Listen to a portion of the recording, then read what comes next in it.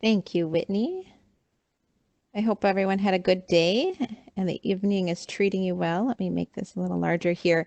So, what I hope to talk to you about is the transition to college. So, taking your healthy eating habits with you to school or using this as an opportunity to give your habits a facelift. So, where we're going in the next 10 minutes, I want to talk to you a little bit about what your own food environment could look like. Review what a balanced meal or smart snack is, provide some tips for navigating lows in a variety of situations, suggestions for exercising safely, and then how to approach lifestyle change. But before we begin, I think it's really important to start from a platform or a foundation that there really isn't one definition for health or healthy eating.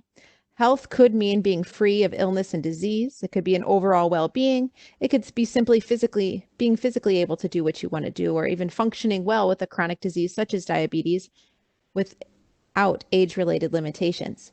Likewise, healthy eating doesn't have a definition either. It's very individualized. And oftentimes we find that people want to put certain diets on certain disease states or diets on certain lifestyles, but that's not the case. It's very individualized to genetics, heritage, culture, social aspects. However, there are some principles that we know that eating safe, quality, nutritious foods can promote health, however you define it, and that good nutrition provides good energy to fuel your lifestyle. We also know that healthy is not a size. It's certainly a lifestyle. It's a compilation of things that we do. And it's not even just our healthy body or our physique. It's actually our healthy mind, our healthy spirit, our healthy soul, which really leads to a happy life. And as we transition, I hope that you take an opportunity to reflect upon not only all that you've done to become where you are today in your academic journey, but also where you've come in terms of your diabetes journey or your health related journey. Taking a step back and being proud of the fact of how you've managed your disease or how you could manage it in the future. Because most importantly, we believe that health is the real wealth and that not pieces of gold and silver. I believe Mahatma Gandhi said it best when he stated this, because this helps us understand the priority that our health can be. So from there, other priorities that I hope will come as part of healthy eating or on your journey to health would be to achieve optimal physical and cognitive development. That's what we do in our college years, right? People hit the gym, they build their minds, they establish their careers, they think about what they want to be and write that happily ever after.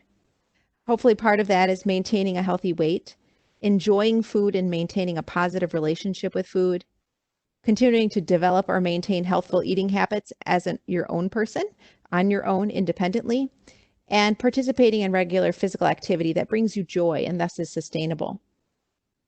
So this starts within your environment. So we're going to talk first about the food environment. So what is your food environment? It's simply what you eat, when you eat, where, why, and how. It's all encompassing. We know that what we bring into our dorm or what we bring into this environment will eventually be consumed. But it's deeper than that, right? Because health and healthy eating is more just the food on the table. It's often how we think about that food or how we treat food, our relationship status with food, if you will. So take a catalog of what that would be and which foods will be available to you in your food environment. Are you on a dining plan? Are you going to have kind of those freebies? Are you going to be able to eat whenever you want, or will it be set to the dining room hours? Will you be privileged to be in an apartment and able to cook for yourself? Lots of questions. And how will you build your meals? So the next few slides will talk about what a balanced meal looks like. We know there are basic energy sources, so those macronutrients, carbohydrate, protein, and fat. And we know that our body most readily uses the energy that it gets from carbohydrates. So we stated carbs are the primary energy source, but protein and fat are just important, and that protein are the building blocks for not only our hormones, but our muscles, our hair, our skin. And they can be a true tool when we're promoting energy balance and blood sugar balance. And the same is true for fat, because fat is powerful in that it can slow digestion and really help to absorb vitamins, specifically our fat-soluble vitamins A, D, E, and K.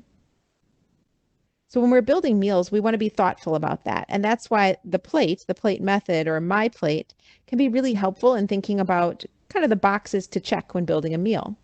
So we want to make sure there are some carbs present so that we can make sure we have a vehicle for our insulin. Grains, starchy vegetables, milk, yogurt, fruit, and fruit juices. But we want to make sure that these alone aren't filling our plate.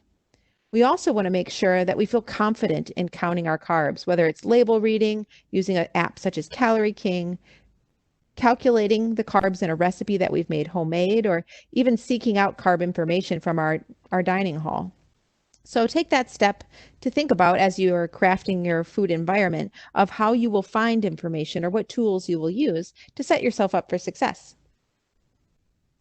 We also want to make sure that the carbs that we consume consistently are quality, right? We talk often about using whole fruits versus juices and reserving juices to treat lows because we know that they're really good at bringing our blood sugars up and up quickly and can really make it more difficult to manage our blood sugars throughout the day if we have these quick carbs interspersed.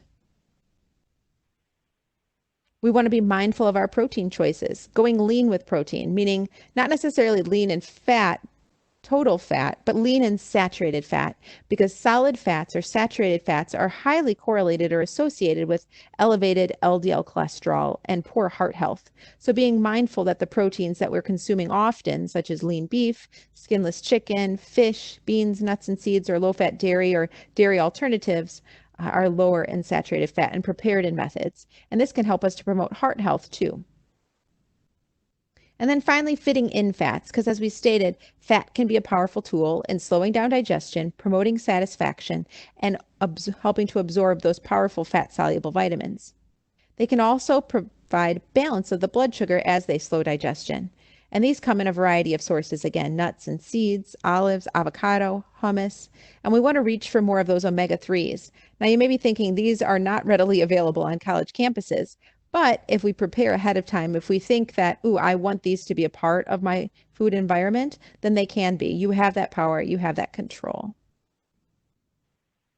So we know that brain tissue is made of mostly fat, and gaining weight does not necessarily make you smarter. This is, just want to fact check here for you all. So that brings us back to this summary slide of how we build a healthy meal. So again, it's not a plate full of carbs, which can be really easy to do, especially when we're in a dining hall with a buffet table.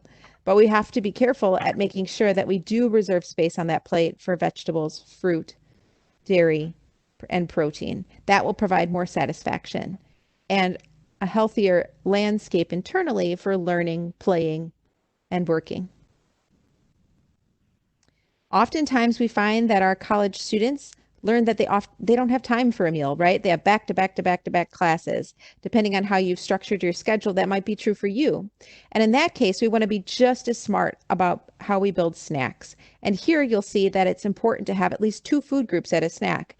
Again, if we just build snacks that are carbohydrate based, such as the list on the left side of your screen indicated with C's, we will continually just be reaching for more and more snacks, not getting the satisfaction that comes from protein and fat. So I would encourage you to peruse these equations and see which ones are best for you. Which are those that you can keep in your backpack, in your bag, in your dining hall, in your dorm room, or elsewhere to make sure that you're prepared and satisfied so that the day doesn't become a fast. And then finally, hydration, equally as important. It's really easy to get stuck in the hustle and bustle of class after class and forget to drink. So continuing to make water your number 1 beverage, choosing nutrient-rich beverages that are low calorie, such as low-fat milk or an assortment of plant-based milks that might be available to you are important. And continuing to limit those high-calorie beverages that can make blood sugar management more difficult. And one of those, of course, is alcohol. So I think we can't have a college class without touching on alcohol. And although it might be a sensitive subject, I think it's important for everyone to know how to drink safely. It is not that we condone underage drinking by any means, but we want to make sure that you leave with the strategies in order to consume alcohol safely. It's really important to monitor your blood sugars closely before, during, and after, and not skipping meals or snacks around alcohol. Making sure that you always wear an ID and that you have notified someone that's hopefully with you that you also have diabetes. Making sure that you stay hydrated while you drink and eating while you drink can help to prevent the hypoglycemia, the low blood sugar that's associated with consuming alcohol. And we get often the question of why does this happen? And it's simply because the liver is the primary source, the primary organ in our body that both detoxifies alcohol, but also helps to manage our blood sugar when it's low. And it prioritizes the detoxification process. So when alcohol is on board, the liver's not paying any attention to what the blood sugar is doing, and therefore it can make it very difficult to treat lows in these circumstances. And of course, we encourage you not to drive or plan to drive for several hours if you do choose to drink alcohol. And these lows you can be at risk for lows for up to 24 hours after you drink. So making sure that you are closely monitoring your blood sugar during this time and making sure that prior to going to bed that you have a safe blood sugar level. Speaking of lows, how do you prevent lows? Well, we prevent lows by following all of the nutrition tips that we've talked about so far. Balanced nutrition, careful selection of carbs, and good matching of insulin with carbohydrates. How do we treat lows? Well, you've probably heard it time after time that it's the rule of 15 and 15. Check your blood sugar, consume 15 grams of quick carbohydrates like that juice we talked about, and then wait those 15 minutes to check your blood sugar again. If it is low, then repeat the cycle until your blood sugar has been restored to normal. Most people also find that once your blood sugar achieves a safe level, to consume something with protein. And that, again, can help to stabilize your blood sugar and provide satisfaction after you've achieved a safe blood sugar. So what does 15 grams of carb look like? Well, it could be half a cup of juice, so 4 ounces, a quarter cup of raisins, a fruit cup or an applesauce cup, glucose tabs, lifesavers, you name it. I would encourage you to keep a few of these in your dorm room, in your bag, as you may already be doing so, as well as giving your RA or your floor advisor a stash to keep too, because we know it's really easy for food to disappear in a dorm room. Other staples that would be really important to keep on hand for treating lows associated with sick days are juice boxes, low-calorie drinks like G2 or Propel, Jello, again, applesauces and fruit cups, crackers and graham crackers, and peanut butter. Things that we know are easier to digest, shelf stable, and they're there when you start to feel ill. And please don't forget safe storage for your backup insulin and your keto sticks. Again, you may want to lean into a close friend that you've made or your floor advisor. So most importantly, being prepared by carrying these quick carbs with you, stocking up your dorm room, and always keeping extra money on hand. Also, preventing lows is pretty associated with exercise and activity because we know that intense exercise can be associated with delayed lows. So making sure that when you do fit exercise and physical activity into your day, that you are careful about making sure that your blood sugars are safe in order to do so. And if you're exercising or hope to exercise for the first time in a routine manner, now that you're on your own and you have more freedom in terms of what your schedule looks like, think about your fitness personality or how you enjoy moving. And the goal should be simply to move more. Again, we want to find and establish routines and habits that can support exercise and health throughout the lifetime, not just the next 4 years. So when we start to achieve these lifestyle changes, we recognize that it's never too late to change. You may have had habits for years, but we can make small steps to this transition to school that can lead to really big changes. And this can start with a SMART goal. So something that's specific, measurable, attainable, realistic, and timely. And maybe this is something as simple as I'm going to build in meal times and exercise times into my school schedule. I'm going to pencil these times in for me and my health, making your health a priority just as much as your grades will be. If you're thinking about goals, but not sure where to start, consider 5210. So you might have a plethora of fruits and vegetables available for you, hopefully, in your cafeteria waiting for you. How will you incorporate those?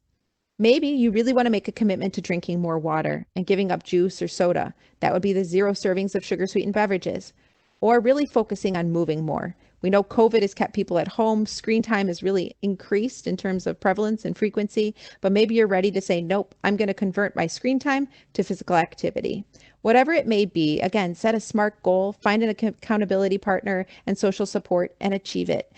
Oftentimes, if we group changes such as transitions in life to other changes and desires that we want to make, we can be more successful. So recap here. Create your own food environment with this transition and with health in mind and healthy eating in mind, however you define that. I encourage you to build your meals, kind of following the My Plate with 3 food groups and snacks that have 2 food groups to make sure that they're sustainable to you. Be ready and prepared to treat lows and prevent those lows. Find time for exercise and physical activity that you would enjoy and aim for about 60 minutes a day. If that seems out of reach, 30 minutes per day is a great start. And finally, I encourage you to take one thing with you from tonight. May not be something nutrition related, but something else that one of our presenters will say. So take a moment while we consider some questions that you may have for me and tell me, what's that one thing that you can take with you? Thanks so much, Cassie. If people have questions, feel free to either chat them in the chat box or if you want to unmute and ask.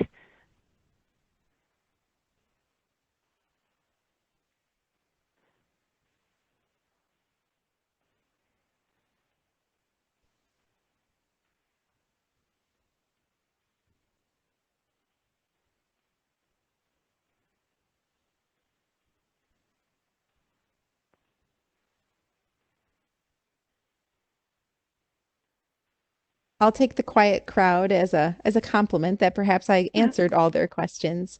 But I want to remind you guys that dietitians are incorporated into the diabetes clinic model. And if you do have questions that you feel are more individualized, please bring those with you next time to your next visit, or even consider my charting them to your provider, your diabetes team, and they can trickle their way to the dietitian on the team too that you usually work with. But I want to thank you for your time. And Cassie, Ellen did just ask about gluten-free dorm eating. So do you have any comments for people who have Sure. gluten-free or other restrictions for eating in their dining hall?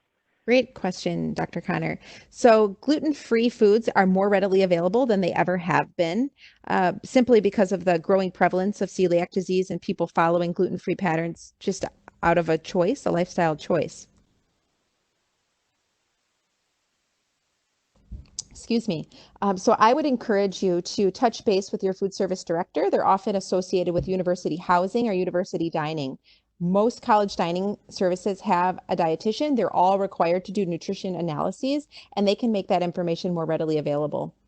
I know it's different by every campus, but some have designated gluten-free stations. Some have even gone so far to color code. So it would just be reaching out, making sure that you, again, are putting your health first, asking the right people of where the gluten-free food is available. You don't necessarily want to take that all upon yourself and try and hit the grocery store every time you want to eat or keep those foods. They should be able to provide you and accommodate that need.